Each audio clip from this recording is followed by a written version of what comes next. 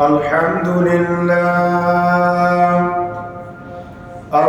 لله الذي وحده الصلاة والسلام على من لا نبي بعده وعلى آله وأصحابه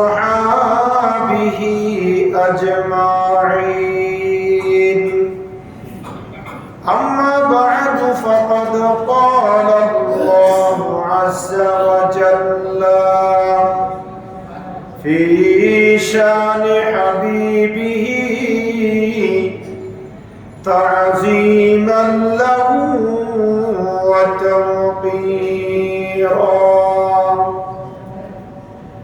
إن الله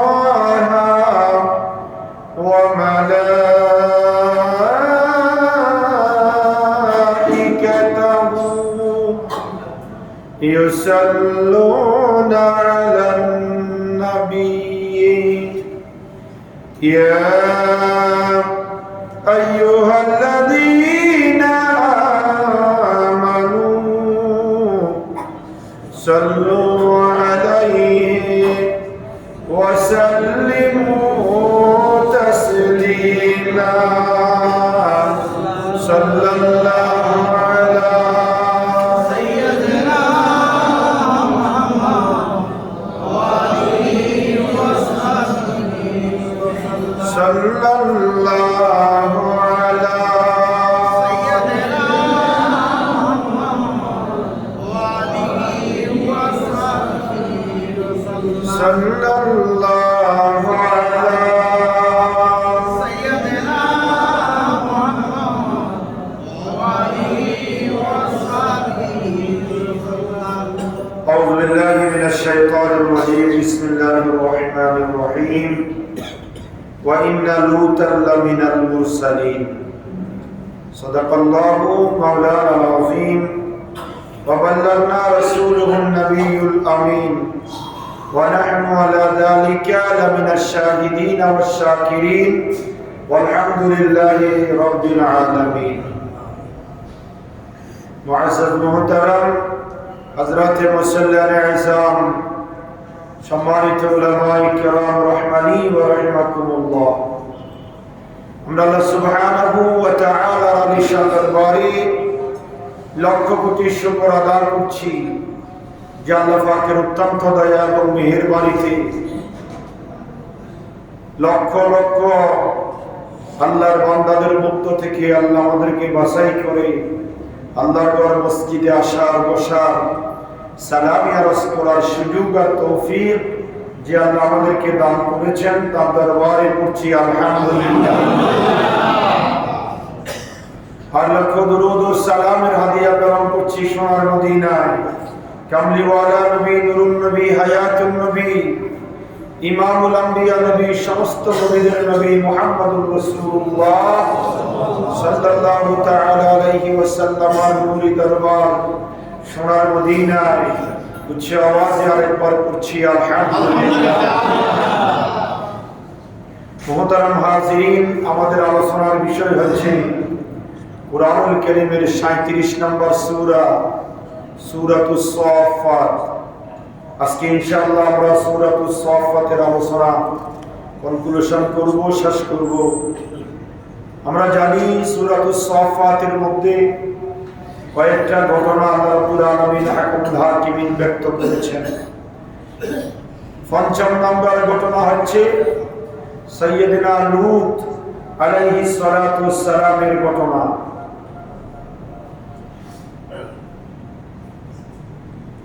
লূত আলাইহিস সালাতু ওয়াস সালাম আল্লাহর একজন পয়গম্বর নবী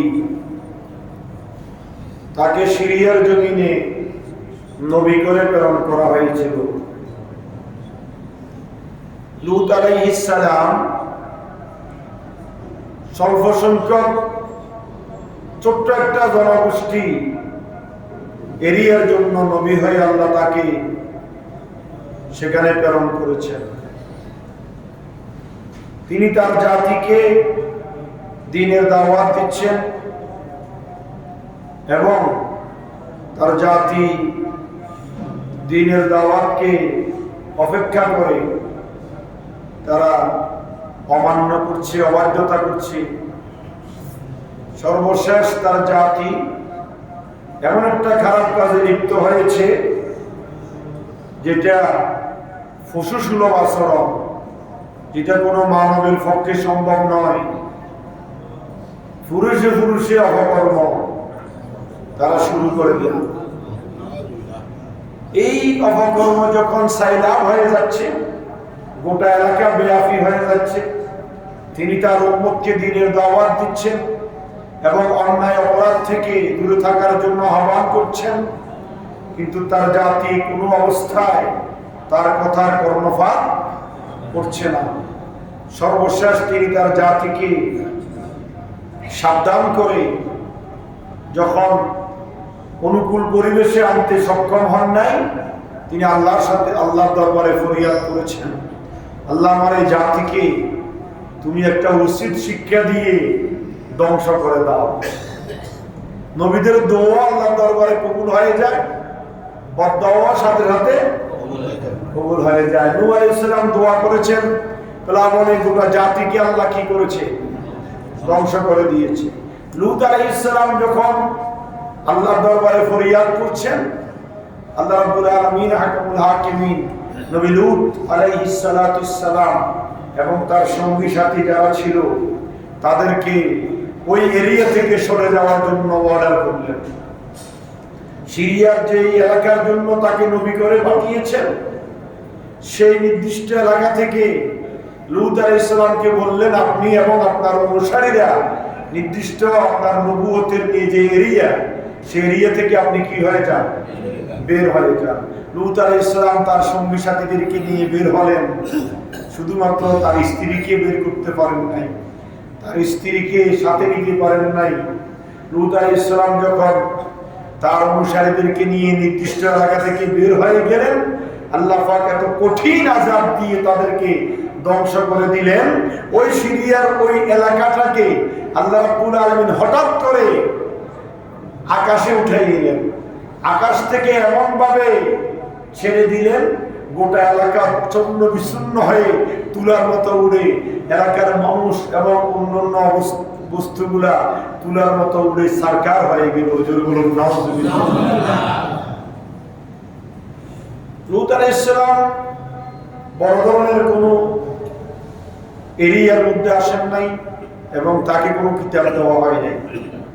তিনি অন্যান্য নবীদের কিতাব অনুসরণ করে তার জাতিকে দ্বীনের দাওয়াত দিয়েছেন। আর আল্লাহ রাব্বুল আলামিন হাকিমুল হাকিমিন কুরআনুল কারীমের 37 নম্বর সূরা সূরাতুস সাফাতের ৫ নম্বর ঘটনায় নবী লূতকে আল্লাহ উপস্থাপন করেছেন। আল্লাহ বলছেন, ওয়া ইন্না লূতান লামিনাল মুরসালিন, হে দুনিয়ার মানুষেরা রাখো, আমার নবী লূত নবীদের অন্তর্ভুক্ত, রাসূলদের একজন। সুবহানাল্লাহ। কয়জন নবীর নাম কোরআনে আছে? ২৫ জন। কয়জন? ২৫ জন নবীর নাম কোরআনে হাকিমের মধ্যে আছে, তার মধ্যে লূত আলাইহিস সালাম একজন। সুবহানাল্লাহ।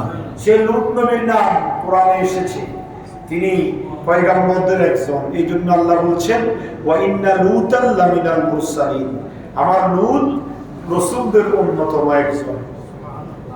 ইয নাজাইনাহু ওয়া আহলাহু আজমাইন, আমি তাকে এবং তার পরিবারবর্গ সবাইকে উদ্ধার করেছি। ওই যে গোটা এলাকাকে আল্লাহ আকাশে নিয়ে আকাশ থেকে ছেড়ে দিয়েছেন, শূন্য বিচ্ছিন্ন হয়ে গোটা এলাকা চূড়ার মতো উড়ে সারকার হয়েছে। আল্লাহ বলছেন, ইজনাজাইনাহু, আমি আল্লাহ তাকে রক্ষা করেছি, ও আহলাহু, এবং তার পরিবারকে আমি আল্লাহ রক্ষা করেছি, আজমাইন, তার সঙ্গে যারা ছিল সবাইকে আমি এই বড় মুসিবত থেকে আমি আল্লাহ উদ্ধার করেছি। সুবহানাল্লাহ। ইল্লা আজুজান ফিল গাবিরিন, একমাত্র বিদ্যাকে ছাড়া, সে অন্যদের সঙ্গে থেকে গিয়েছিল বিদায়, ওই বিদ্যা মহিলা তাকে উদ্ধার করা সম্ভব হয় নাই। তিনি কে? তাফসীরের মধ্যে এসেছে ইল্লা আজুজান, যে বিদ্যা মহিলাটি লূত আলাইহিস সালামের সঙ্গে এই মুসিবত থেকে বাঁচতে পারেন নাই, সেই বৃদ্ধা মহিলাটা হচ্ছে হযরত লূত আলাইহিস সালামের সহধর্মিণী। সুবহানাল্লাহ। আল্লাহ সেই কথাটাও এখানে ব্যক্ত করেছেন, ইল্লা আজুজান ফিল গাবিরিন। একমাত্র বৃদ্ধা মহিলাটি এই মুসিবত থেকে বাঁচতে পারেন নাই, ওই মুসিবতের মধ্যে আক্রান্ত হয়েছেন। তিনি ছিলেন লূত আলাইহিস সালামের স্ত্রী। কিন্তু লূত আলাইহিস সালামের স্ত্রী ছাড়া বাকি তার ছেলে মেয়ে, অন্যান্য পরিবারবর্গ সদস্যরা যারা ছিল এবং তার অনুসারীরা যারা তার কথা মান্য করেছে, কোরআনের কথা মান্য করে অপকর্ম থেকে বিরত ছিল, তাদেরকে আল্লাহ রাব্বুল আলামিন নাজাত দিয়েছেন, রক্ষা করেছেন। সুবহানাল্লাহ। সুম্মা দাম্মারনাল আখারিন। অতঃপর আল্লাহ বলছেন অবশিষ্টদেরকে আমি সকলে ধ্বংস করে দিয়েছি। সুম্মা দাম্মারনা, আমি আল্লাহ তাকবীর থেকে একবার বরবাদ করে দিয়েছি। আর আখিরিন, সুম্মা দাম্মারনাল আখারিন, আমি আল্লাহ অবশিষ্টদেরকে একবারে সমূলে ধ্বংস করে দিয়েছি। যারা তার লূত আলাইহিস সালামের সাথে ছিল তাদেরকে আল্লাহ বাঁচিয়েছেন, আর বাকিদের সবাইকে কি করে দিয়েছেন? ধ্বংস করে দিয়েছেন। কিসের কারণে? পুরুষে পুরুষে অপকর্ম করার কারণে। লাওয়াতাত বলা হয় লূত থেকে লাওয়াতাত, তারা পুরুষে পুরুষে অপকর্ম করত।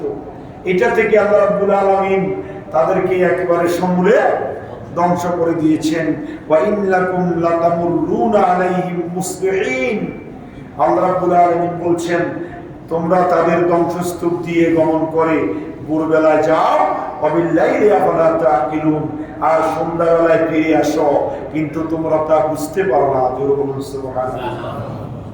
আমরা জানি এই আয়াতটা মক্কাবাসীদেরকে সম্বোধন করে আল্লাহ বলেছেন, ওয়া ইন্নাকুম লাতামুরুনা আলাইহিম মুসবিহিন ওয়াবিল্লাইলি আফালা তাকিলুন।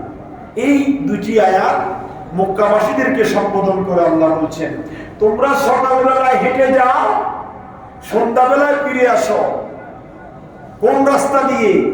যে রাস্তা দিয়ে লূত আলাইহিস সালামের উম্মতকে আমি আল্লাহ সকলে ধ্বংস করে দিয়েছিলাম, সেটা কোন রাস্তা? সিরিয়ার জমিন। জোরে বলুন সুবহানাল্লাহ। কারণ মক্কাবাসীরা তখন সিরিয়ার জমিন দিয়ে ব্যবসা বাণিজ্যের জন্য যাইতেন। সিরিয়া ছিল তখন মক্কাবাসীদের জন্য ব্যবসার ফার্ম কেন্দ্র। সেখানে তারা ব্যবসায়িক কাজে যাইতেন, আসতেন। যে পথ দিয়ে তারা রাস্তা অতিক্রম করতেন সেই পথ ছিল লূত আলাইহিস সালামের অবাধ্যতা, উম্মতদের ধ্বংসস্তূপের স্থান।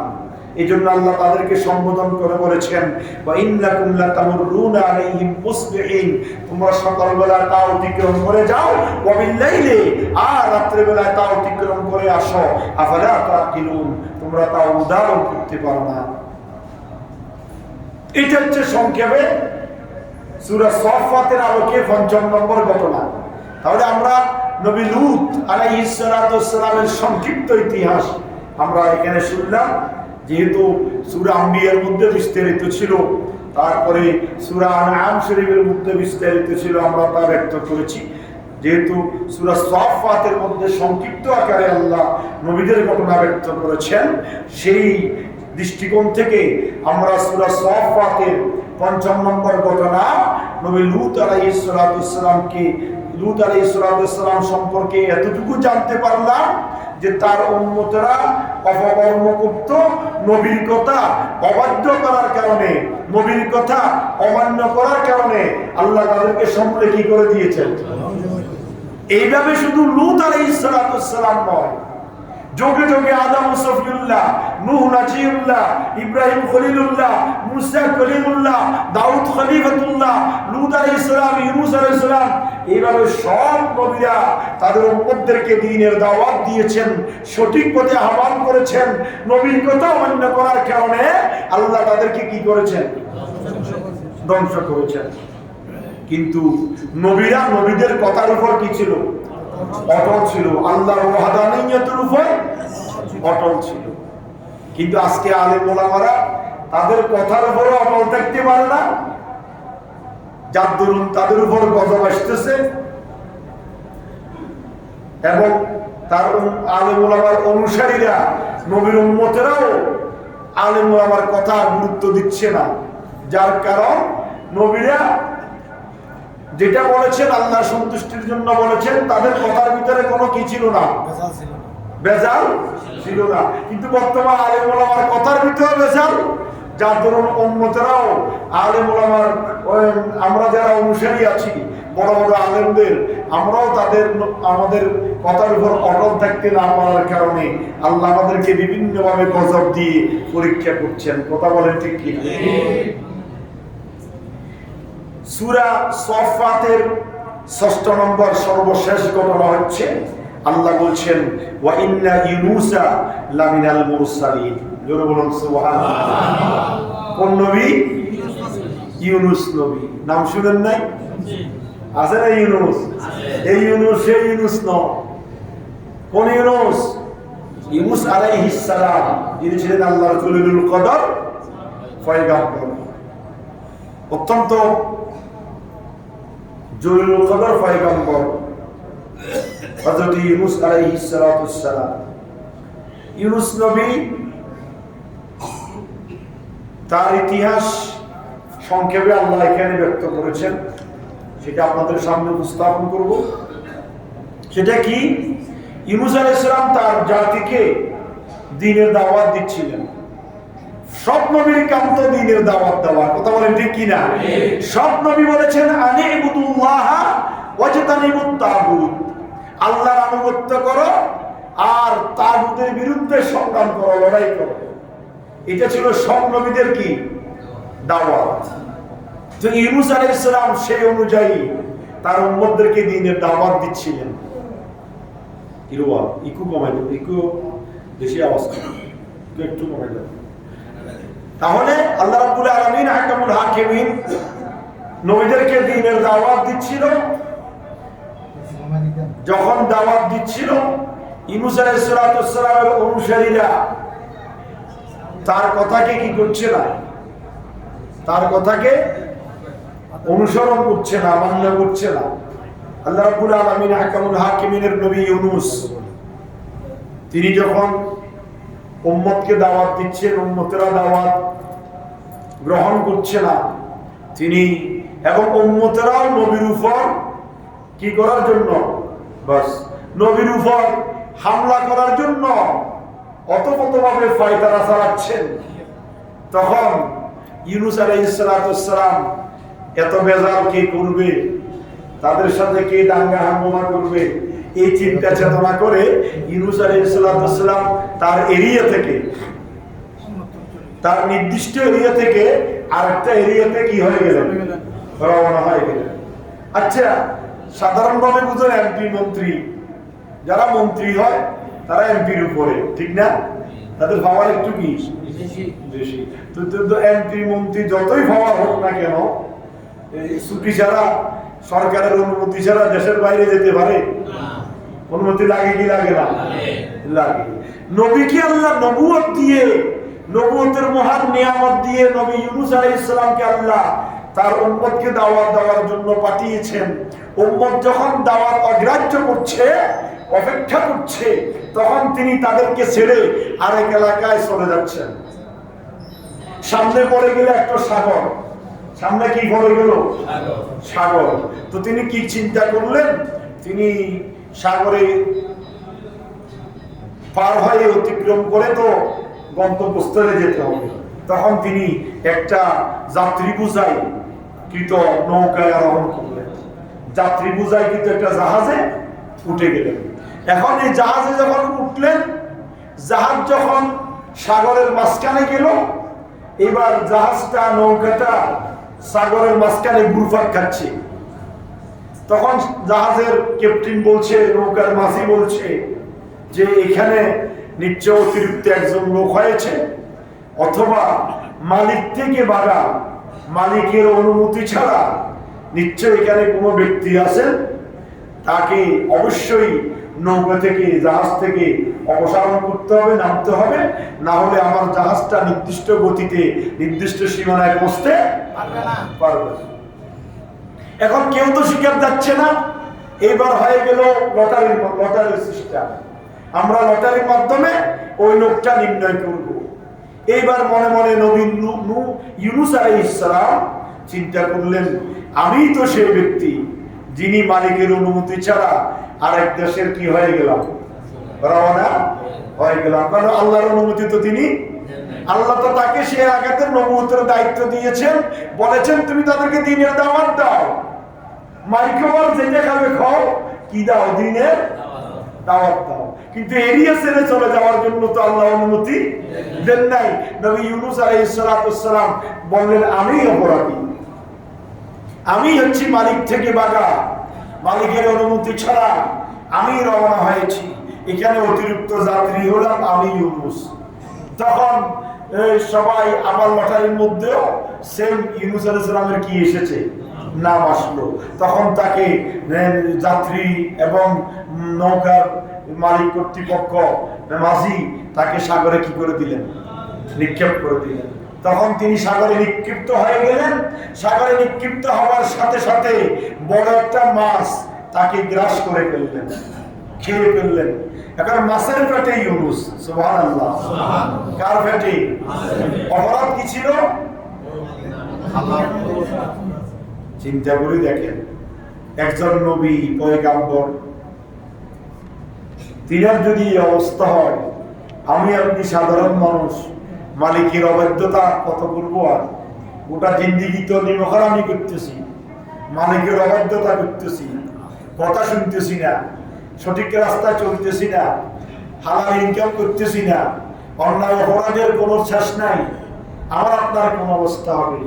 ইউনূস আলাইহিস সালাম চলে গেলেন মাছের পেটে।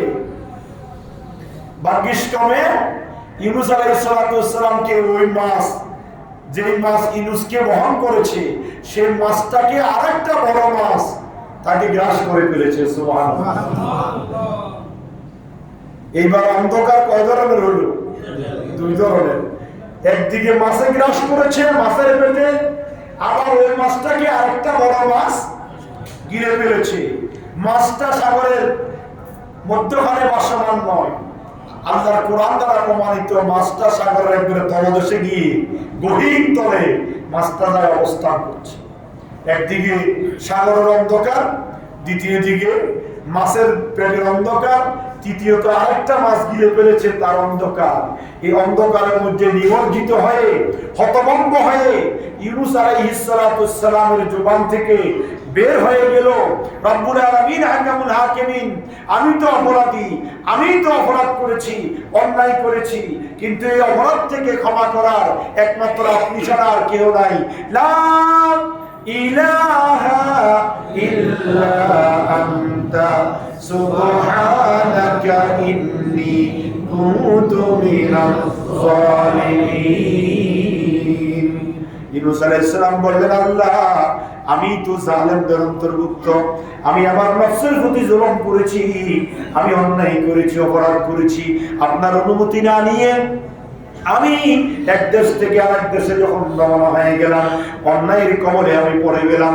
রব্বুল আলামিন হাকামুল হাকিমিন, আমাকে রক্ষা করার মতো আর আপনি ছাড়া কেউ নাই। ইলাহা ইল্লা আনতা, আপনি ব্যতীত কোনো ইলাহ নাই, কোনো মাবুদ নাই। সুবহানাকা, আমি আপনার প্রশংসা করছি, আপনার গুণকীর্তন করছি, আপনার তাসবিহ পাঠ করছি। রব্বুল আলামিন, আমি স্বীকার গেলাম আমি বড় জালেম, আমি বড় অপরাধী। আপনি আমার জিন্দেগির গুনাহগুলো মাফ করে, আপনি আমাকে এই অপরাধটা ক্ষমা করে, আপনি আমাকে এই মুসিবত থেকে উদ্ধার করেন। জোর বলুন সুবহানাল্লাহ। আল্লাহ উদ্ধার করে নাই? আল্লাহ সাথে সাথে বলছেন, ইউনূস রে, তুমি যখন তোমার ভুল বুঝতে পেরেছ, তাহলে তোমার মাধ্যমে গোটা বিশ্ববাসীকে, গোটা জাতিকে আমি আল্লাহ একটা স্লোগান, একটা শিক্ষা আমি আল্লাহ দিতে চাই। ফাস্তাজাবনা লাহু ওয়া নাজ্জাইনাহু মিনাল গাম্মি ওয়া কাযালিকা নুনজিল মুমিনিন। শুধু তুমি নয় ইউনূস, তোমার মতো যত ঈমানদার বান্দারা মুসিবতের মধ্যে পড়ে, বিপদগ্রস্ত হয়ে, অন্যায় অপরাধ করে আমি আল্লাহর কাছে যখন ক্ষমা চাইবে, আমি আল্লাহ তোমাকে সহ সকল ঈমানদার বান্দা বান্দীদেরকে আমি আল্লাহ মুসিবত থেকে উদ্ধার করার জন্য, আমি আল্লাহ তাদের মুসিবতের মধ্যে তারা যখন আমাকে ডাকবে, আমি আল্লাহ তাদের ডাকে সাড়া দেওয়ার জন্য ওয়াদাবদ্ধ হয়ে গেলাম। সুবহানাল্লাহ। আল্লাহ তারপরে কি বলছেন? এই ইউনূস আলাইহিস সালাম মাছের পেটে কাকে স্মরণ করেছে? সবাই বলেন না একটু, কাকে স্মরণ করেছে? আল্লাহকে। আল্লাহ তারপরে বলছেন এই সূরা সাফফাতের মধ্যে আল্লাহ বলছেন আমার ইউনূস যদি মাছের পেটের মধ্যে বসে, কয়টা মাছ? কথা বলেন না, কয়টা মাছ? আবার সাগরের গহীন তলদেশে। আল্লাহ বলছেন যদি আমার ইউনূস মাছের পেটের ভিতর নদীর সাগরের গহীন অন্ধকারের মধ্যে পড়ে, আমার ইউনূস যদি আমার তাসবিহ পাঠ না করতেন, আমাকে না ডাকতেন, তাহলে কিয়ামত পর্যন্ত ইউনূস মাছের পেটের ভিতর থেকে যেতেন। সুবহানাল্লাহ। কার কথা? আল্লাহ। তাহলে এটার দ্বারা শিক্ষা দিচ্ছেন আল্লাহ, বান্দা অন্যায় করো, শয়তানের প্রলোভনে পড়ে, কিন্তু বান্দা তওবা করে অন্যায় থেকে ফিরে আসো। তোমার গুনাহ যদি হয় আকাশ পরিমাণ, আমি আল্লাহর রহমত আরশ পরিমাণ। সুবহানাল্লাহ। তোমার গুনাহ যদি হয় পুকুরের পানি পরিমাণ, আমি আল্লাহর রহমত সাগরের পানি পরিমাণ। তোমার গুনাহ যদি হয় সাগর পানি পরিমাণ, আমি আল্লাহর রহমত বড় মহাসাগর পরিমাণ। সুতরাং বান্দা তুমি অন্যায় করবে, অপরাধ করবে, স্বীকার করে যদি না তুজুন হয়, আমি আল্লাহর কাছে অপরাধ স্বীকার করো, আমি আল্লাহ তোমাকে মাফ করে মুসিবত থেকে উদ্ধার করব। সুবহানাল্লাহ। তারপরে আল্লাহ রাব্বুল আলামিন ইউনূসকে মাছকে অর্ডার করলেন। মাছে অর্ডার মানে কার? আল্লাহ। কথা বলেন না, আল্লাহ। এটা অংশ আছে নি আমার দিকে? ইউনূস আলাইহিস সালাম যখন এই দোয়া করলেন, আল্লাহ সাথে সাথে ইউনূসের ডাকে সাড়া দিলেন, মাছকে অর্ডার করে দিলেন। মাছ অত্যন্ত যত্ন সহকারে তুমি আমার ইউনূসকে সাগরের অত্যন্ত কুলে গিয়ে আমার ইউনূসকে তোমার পেট থেকে বের করে দাও। সুবহানাল্লাহ। ইউনূস আলাইহিস সালামকে মাছ সাগরের একবারে কুলে এনে ভূমি করে দিলেন। দীর্ঘদিন মাছের পেটের মধ্যে ছিলেন। তাফসীরে এসেছে 41 দিন। কয় দিন? 41 দিন। আলো নাই, বাতাস নাই, অক্সিজেন নাই, নাই কিছু নাই। এই পেটের ভিতরে মা যখন সন্তান গর্ভধারণ করে, মায়ের নাভির সঙ্গে সরকারের সন্তানের নাভির কি থাকে? সংযোগ থাকে। মায়ের মাধ্যমে সন্তান অক্সিজেন, আলো বাতাস সবকিছু কি করে? গ্রহণ করে। কিন্তু মাছের তো সেই কোনো ব্যবস্থা নাই। ইউনূস আলাইহিস সালাম একেবারে মাছের পেটের ভিতরে দুর্বল হয়ে পড়েছেন। পশু এই গরু ছাগল বাচ্চা দিলে অথবা ফাঁকিয়ে বাচ্চা দিলে যেরকম গোটা শরীর লালাযুক্ত হয়ে একবারে নরম হয়ে থাকে, ইউনূস আলাইহিস সালামের গোটা শরীর ওরকম নুয়ে পড়েছে, সাগরের পাশে বুনি করে দিয়েছে। সাথে সাথে আল্লাহ রাব্বুল আলামিন ইউনূস আলাইহিস সালামের মুজিজা শুরু একটা কদু গাছ তুলে দিলেন। সুবহানাল্লাহ। কি গাছ? কদু গাছ। কি উপরে উঠে না ডাল নাকি লতা বিশিষ্ট? কিন্তু ইউনূস আলাইহিস সালামের মুজিজা স্বরূপ যে কদু গাছ উঠেছে, সেই কদু গাছ মুহূর্তের ভিতরে ডালপালা সৃষ্টি হয়ে গেল। বিভিন্ন ঠালের সাথে পাতাগুলা দিয়ে কদু গাছের নিচে ইউনূস আলাইহিস সালাম অবস্থান করছেন। কিন্তু ওই অবস্থায় ইউনূস আলাইহিস সালামের শরীরে কোনো পোকামাকড় বসতেছে না। কেন বসতেছে না? কদু গাছের মধ্যে কোনো পোকামাকড় বসে না। কদু গাছে ওষুধ মারতে হয় না। জিয়া গাছ, করলা গাছ, সচিন্দা গাছ, ভেন্ডি এগুলোতে কি মারতে হয়? ওষুধ মারতে হয়। কিন্তু কদু গাছে ওষুধ মারতে হয় না। এই জন্য আল্লাহ কদু গাছ তুলে দিলেন, ডালপালা বিশিষ্ট। কদু গাছের নিচে ইউনূস আলাইহিস সালাম অবস্থান করছেন, আর একটা হরিণ দুধ থেকে এসে ইউনূস আলাইহিস সালামকে দুধ পান করায় যেত। সকাল এবং সন্ধ্যায় ওই হরিণ এসে ইউনূস আলাইহিস সালামকে দুধ পান করায় যেত। আর ওই কদু গাছের নিচে ইউনূস আলাইহিস সালাম অবস্থান করছেন। আস্তে আস্তে সুস্থ হয়ে উঠছেন, সবল হয়ে উঠছেন। তারপরে তাকে আল্লাহ রাব্বুল আলামিন আবার ওই 1 লক্ষ এই আপনার কি বিশিষ্ট আল্লাহ রাব্বুল আলামিন হাকামুল হাকিমিন তার কোরআনুল কারীমের মধ্যে ব্যক্ত করেছেন যে জনমানব শূন্য এলাকা লক্ষাধিক মানুষের কাছে আবার নবী হিসাবে আল্লাহ প্রেরণ করেছেন। সুবহানাল্লাহ। কত মানুষ? 1 লক্ষের উপরে। এই ধরনের মানুষের কাছে আবার নবী ইউনূসকে আল্লাহ সেখানে নবী করে বানিয়েছেন। সুবহানাল্লাহ। এটা ছিল মুক্তসর ঘটনা। আর তা আল্লাহ রাব্বুল আলামিন সূরা সাফফাতের মধ্যে বলছেন ওয়া ইন্না ইউনুসা লামিনাল মুরসালিন, আমার ইউনুস রাসূলদের মধ্যে একজন। ইজ আবাকা ইলাল ফুলকিল মাশহুন, যখন তিনি পালিয়ে গেলেন বোঝাইকৃত একটা নৌকার মধ্যে, মনে আছে আপনাদের? নৌকা অথবা জাহাজে ইউনুস আলাইহিস উঠেছিলেন, মনে আছে তো? ফাসাহামা ফাকানা মিনাল মুদহাদিন, অতঃপর লটারি করাতে তিনি দোষী সাব্যস্ত হলেন। সেখানে নৌকার মাঝে কি করেছে? লটারি করেছে। লটারির মাধ্যমে দোষী সাব্যস্ত হয়েছেন কে? ইউনুস। অপরাধ কি? গুনাহ করেছেন? জুলুম করেছেন? কাউকে মেরেছেন? কারো সম্পদ খেয়েছেন? কাউকে গালিগালাজ করেছেন? কি অপরাধ? কি শুধুমাত্র আল্লাহ ওয়ার্ডার নেন নাই।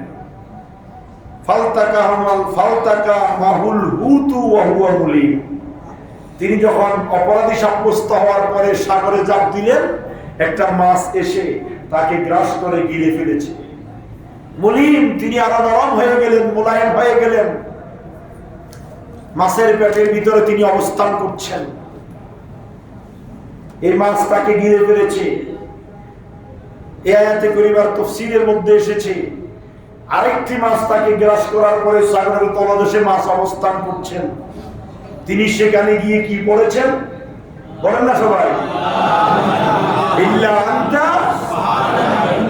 আমার আল্লাহ বলেন ফালাউলা আন্নাহু কানা মিনাল মুসাব্বিহিন লালাবিসা ফি বাতনিহি ইলা ইয়াউমি ইউবআসুন। দুনিয়ার মানুষ শুনো, আমার ইউনুস যদি মাছের পেটের মধ্যে বসে, ফালাউলা আন্নাহু কানা মিনাল মুসাব্বিহিন, তিনি যদি আমি আল্লাহর তাসবিহ পাঠ না করতেন, আমি আল্লাহর প্রশংসা না করতেন, আমি আল্লাহর কাছে ক্ষমা না চাইতেন, আমি আল্লাহর কাছে অপরাধী বলে স্বীকার না যাইতেন, লালাবিসা ফি বাতনিহি, আমি আল্লাহ ইউনুসকে মাছের পেটের ভিতর রেখে দিতাম ইলা ইয়াউমি ইউবআসুন, কিয়ামত পর্যন্ত ইউনুস মাছের পেটের ভিতর থাকতেন। জোরে বলুন সুবহানাল্লাহ। তাহলে আমাদেরকে শিক্ষা দিয়েছেন আল্লাহ, সারা জীবন অন্যায়ের ভিতর থাকিও না, অপরাধ করার সাথে সাথে স্বীকার করে অপরাধ থেকে ফিরে আসো।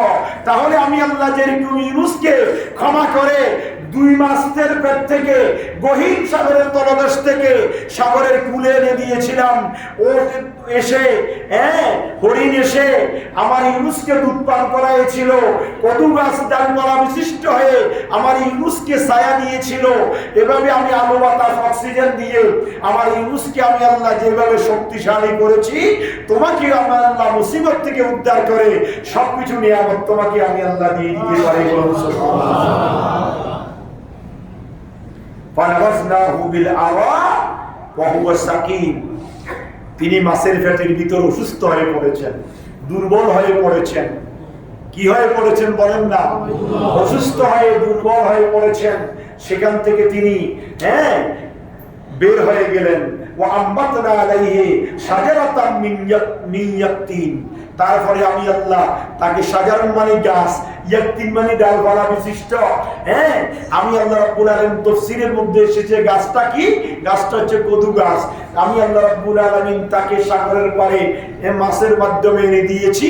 তারপরে আমি আল্লাহ তার জন্য আমবাতনা, আমি আল্লাহ উৎপাদন করে দিয়েছি আলাইহি, তার সেখানে শাজারাতাম মিন ইয়াকতিন, এমন একটা গাছ যেটা ডালপালা বিশিষ্ট, যেটা আমার ইউনুসকে ছায়া দিচ্ছেন। সুবহানাল্লাহ। ওয়া আরসালনাহু ইলা মিয়াতি আলফিন আও ইয়াজিদুন, আমি আল্লাহ রাব্বুল আলামিন তাকে 1 লক্ষাধিক লোকের নিকট আবার নবী করে প্রেরণ করেছি। সুবহানাল্লাহ। আল্লাহ বলছেন, কে বলছেন? ওয়া আরসালনাহু, সেই সাগরের কূলে আমার ইউনুস ছিল, সেখানে তাকে আমি আবার আগের মতো সুঠাম দেহের অধিকারী করেছি। হরিণের দুধ খেয়েছে সকাল সন্ধ্যায়, আর গাছের নিচে আলো বাতাস পেয়ে তিনি আগের মতো সুস্থ সবল হয়েছেন। তারপরে আল্লাহ বলছেন ওয়া আরসালনাহু ইলা মিয়াতি আলফিন ইয়াজিদুন, তারপরে আমি তাকে 1 লক্ষাধিক মানুষের কাছে আবার নবী করে প্রেরণ করেছি। তিনি সেখানে গিয়ে আমার লোকদেরকে নবীর দাওয়াত দিচ্ছেন, ঈমানের দাওয়াত দিচ্ছেন।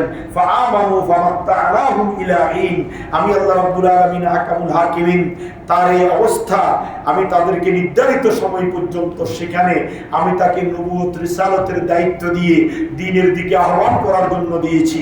কতদিন ছিলেন তিনি সেখানে? তিনি ততদিন ছিলেন যতদিন তার জাতি শিরিক এবং কুফরিতে নিমজ্জিত হয় নাই, ততদিন পর্যন্ত তিনি সেই এলাকাতে তার উম্মতদেরকে দ্বীনের দাওয়াত দিয়েছেন এবং তার উম্মতদেরকে আল্লাহ এবং আল্লাহর রুবুবিয়্যত ও ওয়াহদানিয়তের দাওয়াত দিয়ে তিনি সেখানে ঈমানের দ্বীন প্রচার করেছেন। সুবহানাল্লাহ। তাহলে এই ইউনূস আলাইহিস সালামের এই ঘটনা থেকে আমরা শিক্ষা গ্রহণ করলাম, আমরা যদি অন্যায় করি, অপরাধ করি, অন্যায় নাই কার কাছে হাত তুলেন দেখি, দেখুন অন্যায় দিচ্ছেন ও খোদা, অন্যায় ছাড়া কেউ নাই, স্বীকার করা যাবে না? তুই অন্যায় ছাড়া আসো পাগলা? হ্যাঁ, অন্যায় ছাড়া গুনাহ ছাড়া আমরা কেউ নাই, একমাত্র নবী কি নাই বলেন না, একমাত্র আম্বিয়া ও মাসুমুন, নবীরা নিষ্পাপ। নবী ছাড়া আলেম বলেন, হুজুর বলেন, মুজুর বলেন, মুফতি বলেন, মুহাদ্দিস বলেন, গুনাহ আছে না নাই? গুনার সাগরে আমরা হাবুডাবু খাচ্ছি সবাই, গুনার মধ্যে আমরা নিমজ্জিত। তো আল্লাহ এই ওয়াকিয়া নবী ইউনূসের ঘটনা দিয়ে আমাদেরকে শিক্ষা দিচ্ছেন, তুমি যত বড় মুসিবতের মধ্যে পড়ো না কেন বান্দা, মুসিবতের মধ্যে পড়ে বান্দের কাছে যাইও না, হিন্দুর কাছে যাইও না, বুদ্ধিস্টের কাছে যাইও না, তুমি কোরআনের কাছে আসো, তুমি আমি আল্লাহর কাছে আসো, তুমি আমি আল্লাহর কদমে সিজদা দাও, আমি আল্লাহ তোমাকে মুসিবত থেকে। অনেকে অসুস্থ হয় বান্দের কাছে যায়, চিকিৎসা নেয়, ও রাঙ্গামাটি যায়, রাওয়ালির কাছে চিকিৎসা করে দেবে। বহু মুসলমান আমি দেখছি তাদের কাছে যায় চিকিৎসার জন্য লাইন ধরে, ও বলে মান কাটে, এই করে সেই করে, হ্যাঁ, বিভিন্ন চিকিৎসা নেই, আছে না? অথচ আমরা মুসলমান কোরআনকে বিশ্বাস করি না। আল্লাহ কোরআনে বলছেন ওয়ানুনাজ্জিলু মিনাল কোরআন মা হুয়া শিফাউন ওয়া রাহমাতুল লিল মুমিনিন, গোটা বিশ্ববাসীর জন্য যারা ঈমানদার, আমি আল্লাহ রাব্বুল আলামিন এই কোরআনকে তাদের জন্য শিফা হিসেবে দিয়ে দিলাম। সুবহানাল্লাহ। বান্দের কাছে, তারপরে রাঙ্গামাটির হিন্দুদের কাছে, বুদ্ধিস্টের কাছে কোরআন আছে না? কথা বলেন না, আছে নাই? সুতরাং চিকিৎসার জন্য যাবো কোরআনের কাছে, কোরআন আমাদেরকে সমাধান দিবে, কোরআন আমাদেরকে সুস্থ রাখবে, আল্লাহর কাছে চাইবো, আল্লাহ আমাদেরকে মুসিবত থেকে। সর্বশেষ কোরআন কারীমের সূরা সাফফাতের 3টা আয়াত, একটু বসেন 4-5 মিনিটে শেষ করে দিচ্ছি। আল্লাহ বলছেন সুবহান রাব্বিকা রাব্বিল ইজ্জাতি আম্মা, আপনারা সবাই জানেন, ওয়া সালামুন আলাল মুরসালিন ওয়ালহামদুলিল্লাহি। এই দোয়াটা কিন্তু আমরা মুনাজাতের পরে করি না? মুনাজাতের শেষ প্রান্তে অনেক আলিম ওলামা এই আয়াতগুলো পড়ে। এটা আল্লাহ রাব্বুল আলামিনের নবীর সুন্নত। আল্লাহ রাসূলও মুনাজাতের পরে এই আয়াতগুলো পড়তেন, এই আয়াত দ্বারা আল্লাহর প্রশংসা করতেন, এই আয়াত দ্বারা আল্লাহর ওয়াহদানিয়তের ঘোষণা দিতেন, এই আয়াত দ্বারা নবীদের রিসালাতের গুরুত্ব বর্ণনা করতেন, এই আয়াত দ্বারা গোটা বিশ্ববাসীর একমাত্র দেওয়ালা তিনি কে? আল্লাহ। সবাই বলেন না, তিনি কে? আল্লাহ। মুনাজাত করি কার কাছে? চাইবো কার কাছে? এই জন্য আল্লাহ রাসূল সব সময় নাকি এই দোয়াটা দিয়ে মুনাজাত শেষ করতেন, সুবহান রাব্বিকা রাব্বিল ইজ্জাতি আম্মা ইয়াসিফুন ওয়া সালামুন আলাল মুরসালিন ওয়ালহামদুলিল্লাহি রাব্বিল আলামিন। আল্লাহ রাব্বুল আলামিন সূরা সাফফাতকে 3টা অংশে বিভক্ত করেছেন। কয়টা বলেন না? প্রথমে আমরা সূরা সাফফাতের আলোচনায় শুনেছিলাম ইন্না ইলাহুকুম লাওয়াহিদ রাব্বুস সামাওয়াতি ওয়াল আরদি ওয়া মা বাইনাহুমা ওয়া রাব্বুল মাশারিক। কাফের মুশরিকরা আল্লাহর ছেলে আছে বলতো, কথা বলেন ঠিক কি না? আল্লাহর মেয়ে আছে বলতো, মরিয়ম আলাইহিস সালামকে আল্লাহর মেয়ে বলতো, ঈসা আলাইহিস সালামকে আল্লাহ ছেলে বলতো। আসমান জমিনের একমাত্র স্রষ্টা আল্লাহ সেটা মানতো না। আল্লাহ রাব্বুল আলামিন সেটার খণ্ডন করতে গিয়ে সুবহান রাব্বিকা রাব্বিল ইজ্জাতি আম্মা ইয়াসিফুন, আল্লাহ বলছেন দুনিয়ার মানুষ শুনো, পবিত্র সেই মহান সত্তার যিনি সম্মানিত, যিনি পবিত্র, তোমরা তিনাকে যে অপবাদ দিচ্ছ, মেয়ে আছে, ছেলে আছে, স্ত্রী আছে, এগুলো থেকে আল্লাহ মহান, পুত এবং পবিত্র। সুবহানাল্লাহ। আর ওয়া সালামুন আলাল মুরসালিন, এখানে 6 জন নবীর জীবনী আমরা শুনেছি, কয়জন বলেন না? সেই কথা আল্লাহ ইঙ্গিত দিয়েছেন, ওয়া সালামুন আলাল মুরসালিন, আমার সব রাসূলদের উপর আমি আল্লাহর পক্ষ থেকে আল্লাহ সালাম দেন নাই? সালামুন আলা নূহিন ফিল আলামিন, সালামুন আলা ইব্রাহিম, সালামুন আলা ইলিয়াসিন, আপনারা শুনেন নাই? গত কয়েক জুমায় আল্লাহ রাব্বুল আলামিন সালাম দিয়েছেন। আর এই আয়াতে কারিমার মধ্যে বলছেন শুধু ইব্রাহিমকে সালাম নয়, নূহকে সালাম নয়, লূতকে সালাম নয়, ইউনূসকে সালাম নয়, ওয়া সালামুন আলাল মুরসালিন, যতজন নবী রাসূল আমি আল্লাহ দুনিয়ার জমিনে প্রেরণ করেছি, আমার লক্ষ লক্ষ নবী রাসূল সবাইকে আমি আল্লাহর পক্ষ থেকে সালাম। আল্লাহ আপনি কেন নবীদেরকে সালাম দিচ্ছেন? আমার আল্লাহ জবাব দিবে, বান্দারা শুনো, নবীরা আমার ওয়াহদানিয়তের উপর অটল ছিল, আমি আল্লাহর ওয়াহদানিয়ত, আমি আল্লাহর গোলামীর মধ্যে নিমজ্জিত ছিল, দুনিয়ার কোন অপশক্তির কাছে মাথা নত করে নাই, একমাত্র আমি আল্লাহর সামনে মাথা নত করেছে। নবীরা আমি আল্লাহকে পাওয়ার জন্য আগুনে ঝাঁপ দিয়েছে, নবীরা আমি আল্লাহকে পাওয়ার জন্য নিজের জীবনকে কোরবান দিয়েছে, নবীরা আমি আল্লাহকে পাওয়ার জন্য নিজের কলিজার টুকরা সন্তানকে জবাই করেছে। হে দুনিয়ার মানুষ শুনে রাখো, নবীদেরকে আমি আল্লাহর পক্ষ থেকে সালাম। জোরে বলুন সুবহানাল্লাহ। তাকবীর, আরে রিসালাত, আলহামদুলিল্লাহি রাব্বিল আলামিন। সর্বশেষ আল্লাহ সুবহানাহু ওয়া তাআলা বলছেন সমস্ত প্রশংসা সেই আল্লাহর, যিনি तमाम বিশ্ববাসীর রব। বলেন না তিনি কে? তিনি কে? আল্লাহ। তিনি কে? এই মুনাজাত সম্বলিত এই 3টি আয়াত দিয়ে আল্লাহ রাব্বুল আলামিন গোটা সূরাকে কনক্লুশন করে। আল্লাহ এই সূরার মূল কথা এই 3টি আয়াতের মধ্যে আল্লাহ এক্সাস্ট করেছেন। সুবহান রাব্বিকা রাব্বিল ইজ্জাতি আম্মা ইয়াসিফুন, আল্লাহ পুত পবিত্র, তোমরা আল্লাহ সম্পর্কে যে ইলজাম দাও, অপবাদ দাও, সেটা থেকে আল্লাহ পুত এবং পবিত্র। ওয়া সালামুন আলাল মুরসালিন, সমস্ত রাসূলদের প্রতি আমি আল্লাহর সালাম। আলহামদুলিল্লাহি রাব্বিল আলামিন, এবং সমস্ত প্রশংসা একমাত্র আমি আল্লাহর। সুবহানাল্লাহ। সুতরাং এই সূরা সাফফাতের মধ্যে আমরা 6টা ঘটনা শুনেছি, প্রায় 5 জুমা ধরে আমরা এই সূরা সাফফাত নিয়ে আলোচনা করেছি। সেটা ছিল কোরআনুল কারীমের কয় নম্বর সূরা? 37 নম্বর সূরা। আল্লাহ সুবহানাহু ওয়া তাআলা এই সূরার আলোকে আমরা যে আলোচনাগুলো শুনেছি, নবীদেরকে আল্লাহ বিভিন্নভাবে পরীক্ষা করেছেন, নবীদের ইতিহাস শুনেছি, সংক্ষিপ্ত জীবনী শুনেছি। আমরা তো একটু খেয়াল করেন, আমরা তো সাধারণ একটু জ্বর হইলে, একটু মুসিবতে পড়লে, একটু শরীরে ব্যথা হইলে আল্লাহকে গালিগালাজ করা শুরু করে দিই। বিভিন্ন মুসিবতের মধ্যে থাকলে আল্লাহর উপর অনাস্থা প্রকাশ করি। কিন্তু নবীরা তার থেকে আরো কঠিন পরীক্ষার সম্মুখীন হয়েছেন। একটু অনাস্থা করেছেন? আরে মেয়ে, আপনি একটু চিন্তা করেন না, হযরতে ইয়াকুব আলাইহিস সালাতু সালাম, ঠিক কি না? গোটা শরীর, গোটা শরীর খাইতেছে বোকা, এটা বিশ্বাস হয় না?